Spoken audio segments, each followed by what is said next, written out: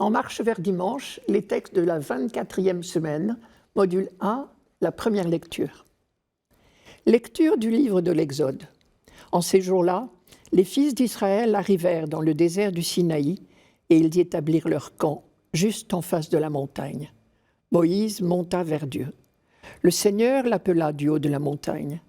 Tu diras à la maison de Jacob et tu annonceras aux fils d'Israël: vous avez vu ce que j'ai fait à l'Égypte, comment je vous ai porté comme sur les ailes d'un aigle et vous ai amené jusqu'à moi. Maintenant donc, si vous écoutez ma voix et gardez mon alliance, vous serez mon domaine particulier parmi tous les peuples, car toute la terre m'appartient. Mais vous serez pour moi un royaume de prêtres, une nation sainte. Ceci se passe au désert du Sinaï, au moment où Dieu va conclure l'alliance avec son peuple. L'alliance qui engagera à tout jamais le Seigneur de l'univers et le tout petit peuple d'Israël. On peut dire qu'il s'agit du traité de paix le plus grave de toute l'histoire de l'humanité. Et ce que nous lisons ce dimanche, c'est le prologue de l'Alliance, le discours d'ouverture prononcé par Dieu.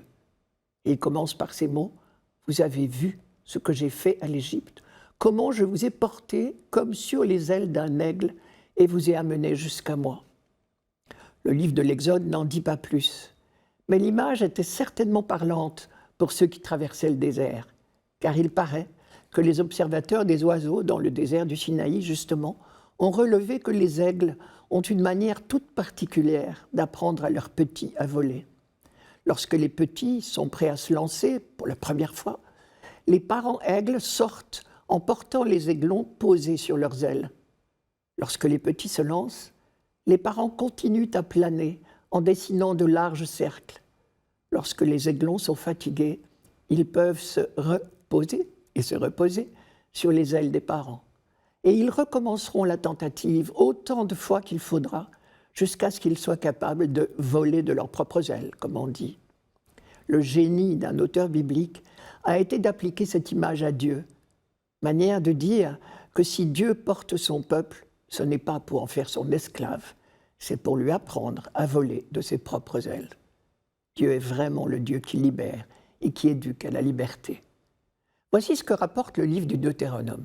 Je cite: « Le Seigneur rencontre son peuple au pays du désert, dans les solitudes remplies de hurlements sauvages. Il l'entoure, il l'instruit, il veille sur lui comme sur la prunelle de son œil. Il est comme l'aigle qui encourage sa nichée. Il plane au-dessus de ses petits, il déploie toute son envergure, il les prend et les porte sur ses ailes. » Au passage, vous avez noté l'expression « Le Seigneur veille sur son peuple comme sur la prunelle de son œil ». C'est à partir de cette expérience de la sollicitude d'un Dieu qui veut l'homme libre que le peuple a pu s'engager dans l'alliance et promettre fidélité au commandement. Une relation d'alliance ne peut pas se bâtir autrement que sur la confiance. Et la confiance naît de l'expérience. Dieu a fait ses preuves, en quelque sorte. Dans toute l'histoire d'Israël, le rappel de l'œuvre libératrice de Dieu précède toujours les commandements. Le discours de Dieu continue. « Et maintenant, si vous écoutez ma voix et gardez mon alliance, vous serez mon domaine particulier parmi tous les peuples, car toute la terre m'appartient. Mais vous serez pour moi un royaume de prêtres, une nation sainte. » Le choix que Dieu a fait de ce peuple pour son domaine particulier, comme dit le texte, c'est ce qu'on appelle l'élection d'Israël. Elle est un sujet constant d'émerveillement pour le peuple juif. Par exemple, voici ce que dit le psaume 147. « Pas un peuple qui l'ait ainsi traité, nul autre n'a connu ses volontés. » Ou encore, dans le psaume de ce dimanche, « Le Seigneur est Dieu, il nous a fait et nous sommes à lui, nous, son peuple, son troupeau. » J'ai bien dit un sujet d'émerveillement, mais dans l'humilité. Si le Seigneur s'est attaché à vous, s'il vous a choisi, ce n'est pas que vous soyez le plus nombreux de tous les peuples, car vous êtes le plus petit de tous. C'est par amour pour vous et pour tenir le serment fait à vos pères que le Seigneur vous a fait sortir par la force de sa main et vous a racheté de la maison d'esclavage et de la main de Pharaon, roi d'Égypte. Mais la pédagogie de Dieu ne s'est pas arrêtée là. Au long des siècles, les hommes de la Bible ont peu à peu compris que Dieu n'est pas pour autant seulement le Dieu d'Israël. Il est le Dieu de toute la terre. Vous avez entendu ici la précision.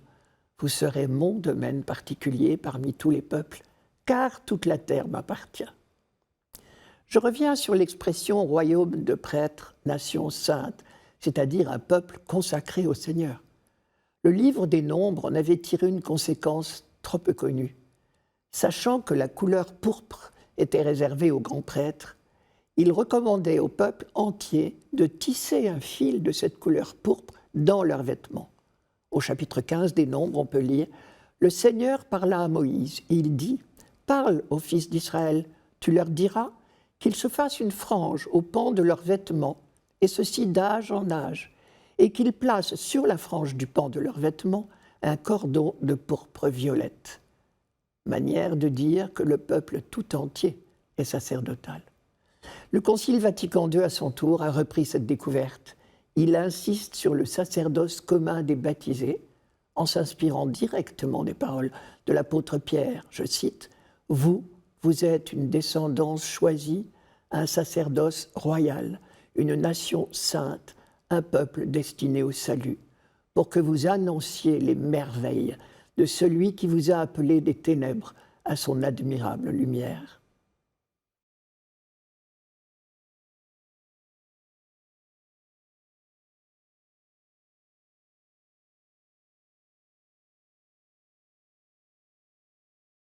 Psaume 99. Acclamez le Seigneur, terre entière. Servez le Seigneur dans l'allégresse. Venez à lui avec des chants de joie. Reconnaissez que le Seigneur est Dieu. Il nous a fait et nous sommes à lui, nous, son peuple, son troupeau.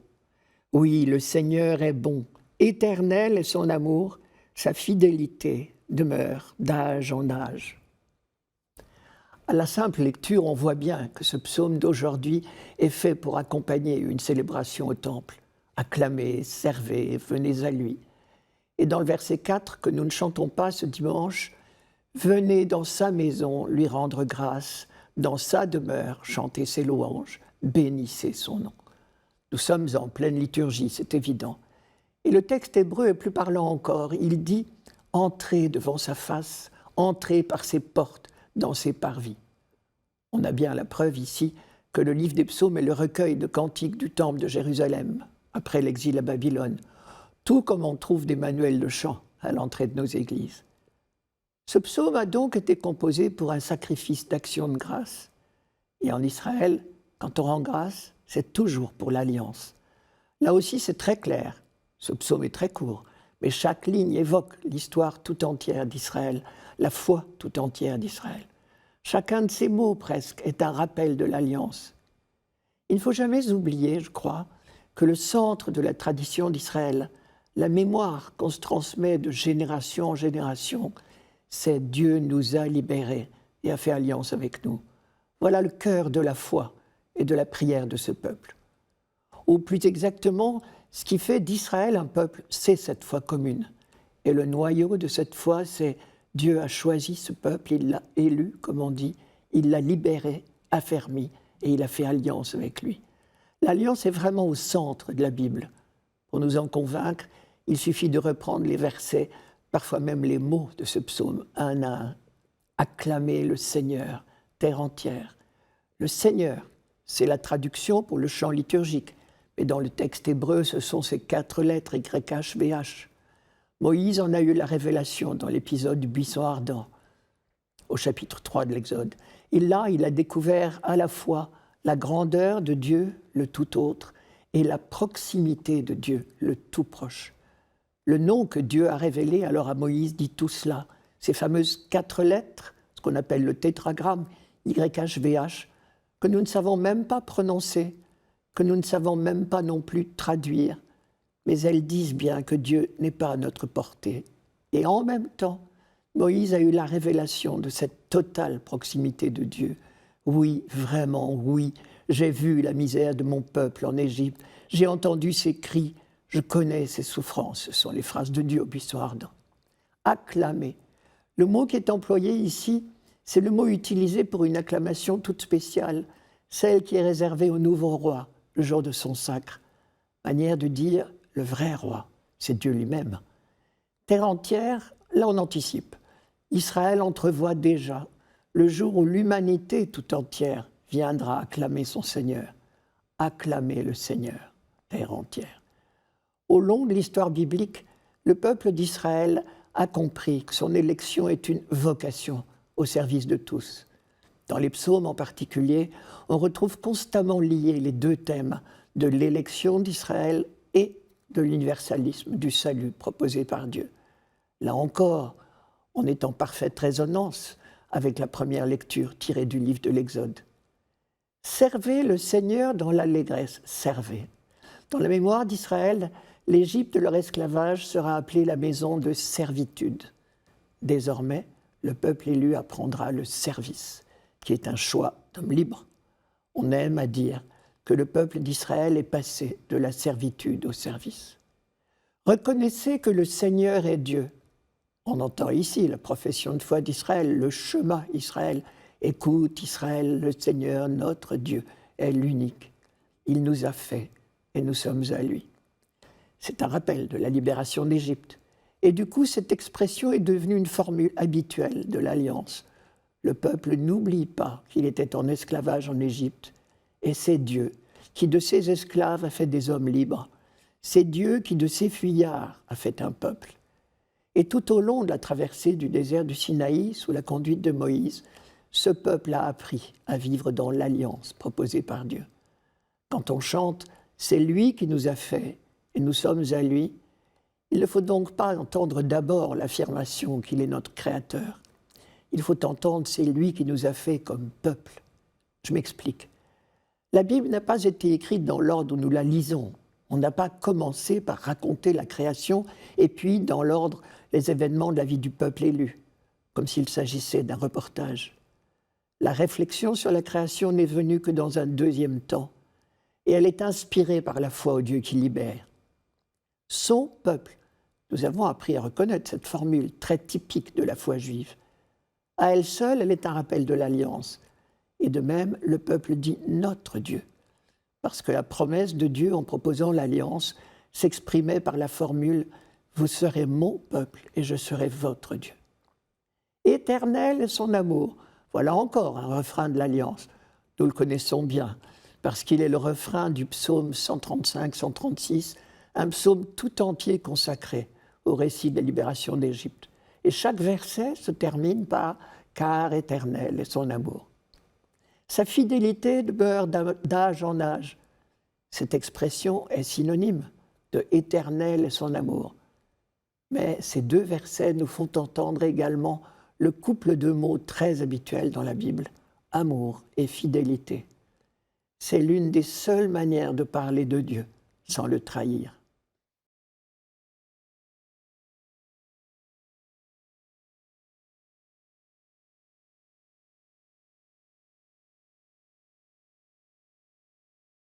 Lecture de la lettre de saint Paul apôtre aux Romains. Frères, alors que nous n'étions encore capables de rien, le Christ, au temps fixé par Dieu, est mort pour les impies que nous étions. Accepter de mourir pour un homme juste, c'est déjà difficile. Peut-être quelqu'un s'exposerait-il à mourir pour un homme de bien.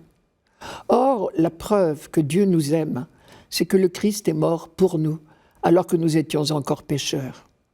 À plus forte raison, maintenant que le sang du Christ nous a fait devenir des justes, serons-nous sauvés par lui de la colère de Dieu. En effet, si nous avons été réconciliés avec Dieu par la mort de son Fils, alors que nous étions ses ennemis, à plus forte raison, maintenant que nous sommes réconciliés, serons-nous sauvés en ayant part à sa vie. Bien plus, nous mettons notre fierté en Dieu par notre Seigneur Jésus-Christ, par qui, maintenant, nous avons reçu la réconciliation. Paul insiste sur le mot « réconciliation ». Il y a plusieurs expressions semblables dans notre texte. Nous avons été réconciliés avec Dieu par la mort de son Fils. Le Christ, au temps fixé par Dieu, est mort pour les coupables que nous étions. Le Christ est mort pour nous. Le sang du Christ nous a fait devenir des justes. Ou encore, maintenant que nous sommes réconciliés. Toutes ces phrases nous sont très familières. Nous répétons facilement « le Christ est mort pour nos péchés ». Mais en même temps, elles restent bien difficiles et pour certains d'entre nous même scandaleuses. Dieu exigeait-il vraiment la mort sanglante de son Fils, lui qui est l'amour? Exigeait-il une compensation aussi terrible pour les fautes des hommes, lui qui a dit par la bouche du prophète « Je ne veux pas la mort du pécheur ». Peut-il vouloir la mort du juste à cause du péché des autres? Fallait-il que le Christ souffrît pour nous sauver? Je reviens au mot réconciliation. Qui dit réconciliation dit querelle. Mais où est la querelle? Elle n'est certainement pas du côté de Dieu. Après tout ce que nous avons lu dans l'Ancien Testament sur la miséricorde inlassable de notre Père du ciel, nous savons qu'il n'existe pas de comptabilité dans l'amour infini de Dieu. Il n'y a pas de compte à régler entre Dieu et nous, ou entre Dieu et le Christ. Même nous, qui aimons si mal, nous savons dire « quand on aime, on ne compte pas ». Mais la querelle, elle est de notre côté, si j'ose dire. C'est nous qui avons besoin de nous réconcilier avec Dieu, d'apprendre à vivre avec lui une relation filiale, confiante. C'est nous qui l'imaginons sévère, exigeant, punisseur. Les prophètes ont eu beau nous répéter que Dieu est amour, nous n'arrivons pas à y croire. Nous sommes comme Adam, le soupçonneux. Adam, c'est celui qui soupçonne Dieu de ne pas lui vouloir du bien. Or, il y a en chacun de nous un Adam qui sommeille. Les rabbins sagement disent « chacun est Adam pour soi ». Mais alors pourquoi Jésus est-il mort? Il est mort de la main des hommes. En prêchant l'amour de Dieu et l'amour des autres, la non-violence et le pardon, Jésus a couru le risque de déplaire. Il a accepté ce risque et il a continué sa prédication. Il en est mort, victime de la haine et de la violence, du refus de cette parole d'amour et de pardon. Il n'est donc pas mort par la volonté de Dieu.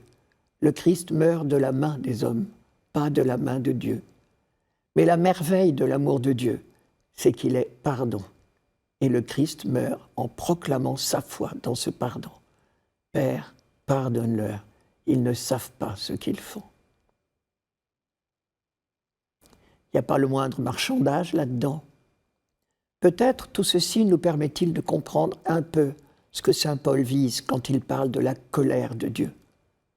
Quand nous prenons le chemin dans le mauvais sens, nous avons tourné le dos à Dieu et nous avons l'impression qu'il nous poursuit de sa colère. Mais si nous voulons bien lever les yeux vers la croix, c'est en Jésus-Christ pardonnant que nous découvrons le vrai visage de Dieu, qui est le Dieu d'amour et de pardon. Comme l'annonçait le livre de Zacharie, ils lèveront les yeux vers celui qu'ils ont transpercé. La parole de pardon nous réconcilie avec lui. Nous ne sommes plus en face d'un Dieu de colère. Nous découvrons son vrai visage. Qui m'a vu a vu le Père, a dit Jésus le dernier soir. Désormais, comme le dit cette même lettre aux Romains, juste avant le texte d'aujourd'hui, l'amour de Dieu a été répandu dans nos cœurs. Ce qui veut dire qu'avant la venue de Jésus-Christ, nos cœurs étaient fermés à l'amour de Dieu. Mais désormais, ils sont ouverts. L'amour de Dieu peut s'y déployer. Nous sommes remis sur le bon chemin. Nous sommes réintroduits dans l'intimité de la Trinité. Et saint Jean l'annonce dès le début de son évangile, quand il parle du Christ. À tous ceux qui l'ont reçu, il a donné de pouvoir devenir enfants de Dieu, eux qui croient en son nom. Désormais, animés par l'Esprit Saint, nous sommes libérés de cette querelle. Nous sommes en paix, comme dit la lettre aux Éphésiens. Dans le verset qui précède tout juste notre lecture de ce dimanche, nous pouvons lire « L'amour de Dieu a été répandu dans nos cœurs par l'Esprit Saint qui nous a été donné. » Quand Paul dit « Nous n'étions encore capables de rien », c'est cela qu'il veut dire. Nous étions incapables de nous dégager du péché, c'est-à-dire de ce soupçon, de cette querelle. Nos pas nous éloignaient de plus en plus de Dieu. Et donc, nous étions exposés à être pour toujours privés de lui.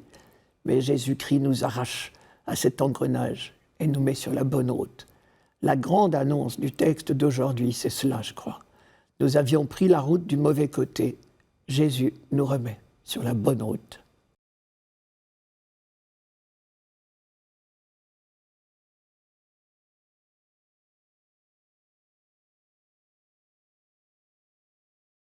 Évangile de Jésus-Christ selon saint Matthieu. En ce temps-là, voyant les foules, Jésus fut saisi de compassion envers elles, parce qu'elles étaient désemparées et abattues, comme des brebis sans berger. Il dit alors à ses disciples, « La moisson est abondante, mais les ouvriers sont peu nombreux. Priez donc le maître de la moisson d'envoyer des ouvriers pour sa moisson. » Alors Jésus appela ses 12 disciples et leur donna le pouvoir d'expulser les esprits impurs et de guérir toute maladie et toute infirmité. Voici les noms des 12 apôtres. Le premier, Simon, nommé Pierre, André son frère, Jacques, fils de Zébédée, et Jean, son frère, Philippe et Barthélemy, Thomas et Matthieu le publicain, Jacques, fils d'Alphée, et Thaddée, Simon le Zélote, et Judas l'Iscariote, celui-là même qui le livra. Ces 12, Jésus les envoya en mission, avec les instructions suivantes. Ne prenez pas le chemin qui mène vers les nations païennes, et n'entrez dans aucune ville des Samaritains. Allez plutôt vers les brebis perdues de la maison d'Israël. Sur votre route, proclamez que le royaume des cieux est tout proche. Guérissez les malades, ressuscitez les morts, purifiez les lépreux, expulsez les démons. Vous avez reçu gratuitement, donnez gratuitement. Les hommes de l'Ancien Testament avaient découvert que Dieu est le Dieu de miséricorde, c'est-à-dire qu'il se penche sur la misère des hommes. À son tour, l'évangéliste présente Jésus comme celui qui est pris de compassion. Les deux mots, miséricorde en hébreu et le mot grec traduit ici par compassion, disent l'émotion qui saisit aux entrailles devant toute souffrance. Une émotion qui n'est pas seulement de l'ordre du sentiment, puisque très concrètement, elle s'accompagne d'une œuvre de guérison. Il est clair que la mission des envoyés de Dieu, que ce soit Jésus, que ce soit les apôtres, est une mission de guérison. Il suffit pour s'en convaincre de reprendre le programme de la tournée de Jésus, tel que Matthieu vient de le décrire. Jésus parcourait les villes et les villages, il enseignait, il proclamait le royaume et il guérissait. Et ensuite, quand il appelle ses disciples, ce que Matthieu note en premier, avant même de nous donner leur nom, c'est Jésus leur donna le pouvoir d'expulser les esprits impurs et de guérir toute maladie et toute infirmité. Et enfin, quand Jésus donne à ses apôtres le programme de leur mission, il leur dit « Proclamez que le royaume des cieux est tout proche, guérissez les malades, ressuscitez les morts, purifiez les lépreux, expulsez les démons. » En même temps qu'il proclame le royaume, les envoyés du Seigneur sont donc invités à en donner des signes. Et la meilleure des proclamations du royaume, c'est la victoire sur le mal, sous toutes ses formes. Et pour cela, il faut être pris aux entrailles, au spectacle des douleurs du monde. Ce n'est pas seulement devant les douleurs individuelles que Jésus est pris de pitié, c'est devant son peuple. Voyant les foules, Jésus fut saisi de compassion envers elles, parce qu'elles étaient désemparées et abattues, comme des brebis sans berger. À propos de peuple, vous avez remarqué la recommandation de Jésus. Ne prenez pas le chemin qui mène vers les nations païennes et n'entrez dans aucune ville des Samaritains. Allez plutôt vers les brebis perdues de la maison d'Israël. Ce qu'on peut traduire, commencez par le peuple élu. Et c'est lui ensuite qui convertira les païens. Cela veut dire que dans la pensée de Jésus, il est de toute évidence qu'Israël reste le peuple élu et que sa mission est de convertir le monde. J'en viens au dernier conseil que Jésus donne à ceux qu'il envoie. Vous avez reçu gratuitement, donnez gratuitement. C'est tout le programme de notre vie de foi qui est dit là en 2 propositions. Premièrement, le don de Dieu est gratuit. Accueillons cette gratuité. Deuxièmement, à notre tour, apprenons à vivre dans la gratuité. Ces 2 points, particulièrement le premier, nous sont très difficiles. Je les reprends l'un après l'autre. Premier point, le don de Dieu est gratuit. C'est le sens même du mot « grâce ». Mais curieusement, nous avons du mal à accepter que le don de Dieu soit totalement gratuit. La preuve, c'est que malgré tout, nous sommes souvent tentés de faire des comptabilités dans notre relation avec lui. Nous n'osons pas croire que Dieu nous donne tout gratuitement, sans attendre que nous accumulions les mérites. Deuxième point, donnez gratuitement à votre tour. En d'autres termes, vous qui êtes à l'image et à la ressemblance de Dieu, agissez comme lui. Cela veut dire plusieurs choses. D'abord, comme Dieu, n'attendez rien en retour. Ne recherchez ni la considération, ni la gloire, ni l'amour. Que tout soit désintéressé, car c'est comme cela que Dieu agit. Gardez-vous de pratiquer votre religion devant les hommes pour attirer leur regard. Quand tu fais l'aumône, ne le fais pas claironner devant toi. Pour toi, quand tu fais l'aumône, que ta main gauche ignore ce que fait ta main droite, afin que ton aumône reste dans le secret. Vous avez reconnu.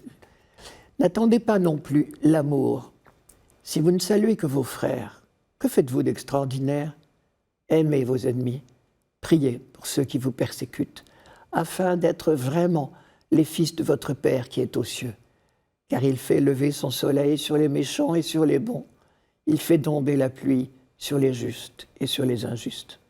Enfin, pour aimer vos frères, n'attendez pas non plus qu'ils le méritent. Cela revient à dire qu'on n'entende jamais dans votre bouche « ces gens-là ne sont pas intéressants ». Vous êtes sans cesse sauvés, pardonnés gratuitement. À votre tour, sachez pardonner, aider, relever, sans condition.